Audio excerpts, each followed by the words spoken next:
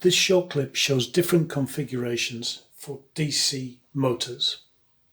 I'll go through things quite quickly and I suggest you pause and rewind at your leisure.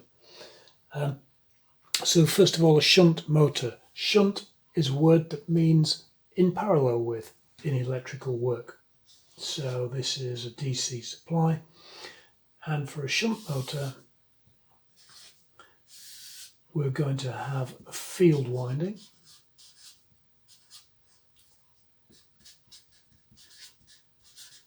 and an armature. So the armature tends to be drawn like so, basically representing a round bit with some brushes connected to it. So that's the armature. Sometimes the A is written in the middle of the armature.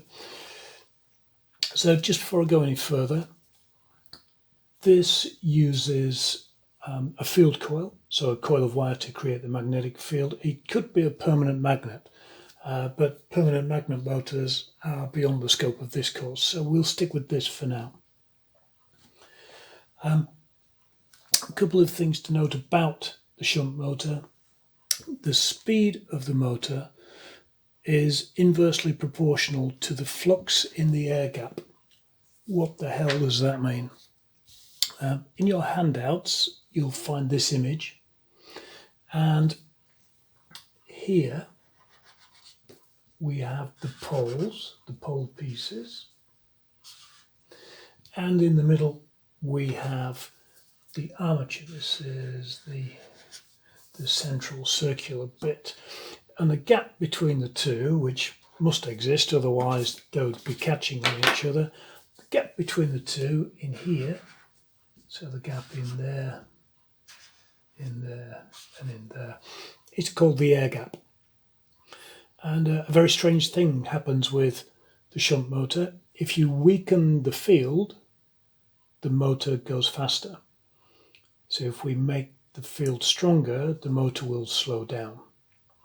That's explained in your handout. So in short, speed is inversely proportional to the flux in the air gap. So let's just quickly have a look at the characteristics of this type of motor. So this is going to be the characteristic little graph. Torque, which is turning power, is what goes up here. So this is T, and that's going to be in Newton meters. And along the bottom we have speed. So that's motor rotational speed, which is usually given the letter N, and that's going to be in RPM, revs per minute. So on this characteristic for a shunt motor, as speed increases, and that's torque increases, so it will have reasonably consistent speed, and then if we try and push it too fast, it begins to lose its torque, so it can't deliver torque. Okay, moving on to the series motor. So a series motor, quite simple. Here's the field winding, there's the armature, here's our supply,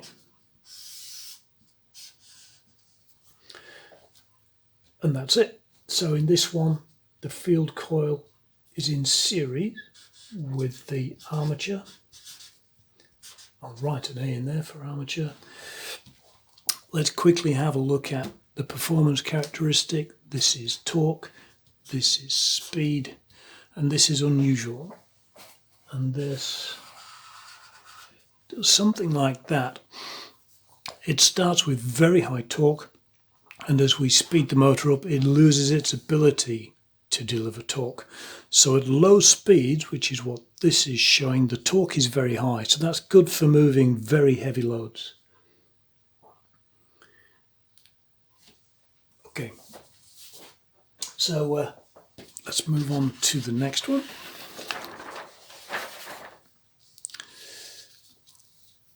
So a compound motor. Compound is a mixture. So we've seen the two basic types, a shunt, which is parallel, and a series, which is series obviously, and we're now going to mix it up. And you may see motors like this. This photograph is in your handout, and we have one set of field coils, which is there, and we have another set, which is there. So we can make the motor do different things. So this is a compound, a mixture of both series and parallel. So let's have a go at drawing that. This is called a long shunt.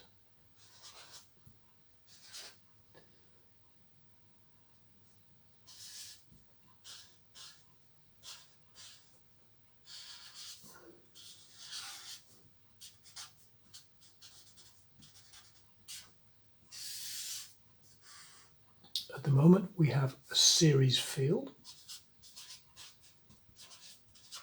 and there's the armature. And with a long shunt, with one of the extra windings that we've put in, we create another shunt field. So that connects along there. And this is called long. You'll understand why when we do the short shunt next. Okay, so the characteristic for this one, here's torque, here's speed, and the whole point of this is trying to vary what the motor does, and it will do something like that. So it's slightly different to what the shunt and the series motor did. If we come down to the bottom, then we've got the short shunt motor. So it starts pretty much like that. We're going to have a series field, going to have an armature,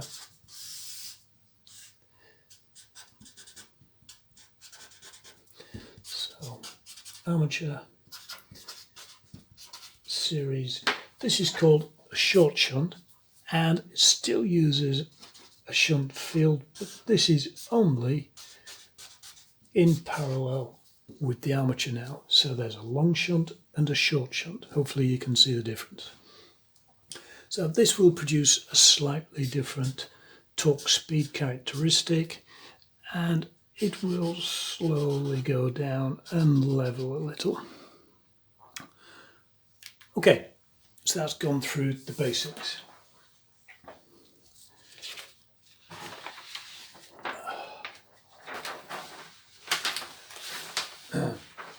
So on to separately excited motors. I'll talk about excitation generally in a minute.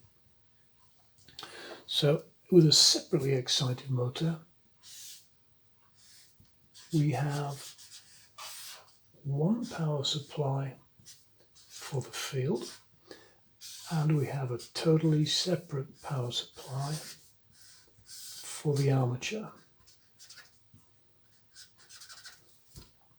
So this gives us a great ability to control the speed. We can control the current coming in here for the field, and we can control the current going into the armature. And those are the two key factors that change the speed of a DC motor. So it's easy to vary field strength and armature current.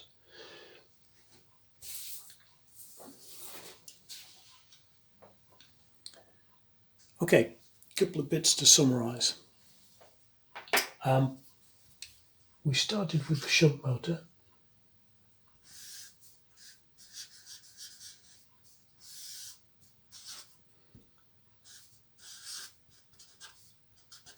Which looks something like that. There are alternative ways of drawing this, where the field winding is drawn in line with the armature. I'll show you what I mean.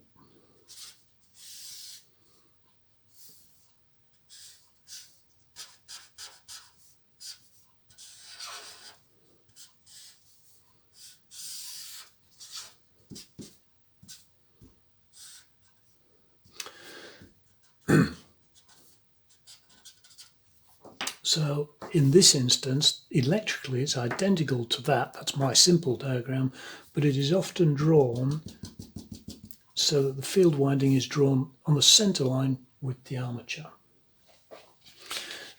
And the last bit from me, I'm just going to summarise all of those characteristics on one sheet, which is pretty much what we've got on your handout. So we have shunt. Shunt is going to do that. We have series, which is going to do something like that.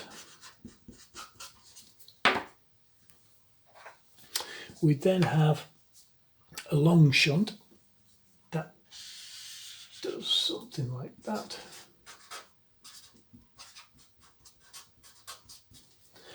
And then we have the short shunt, which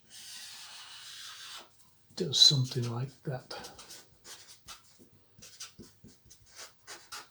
And there's a space for you to complete that in your handout.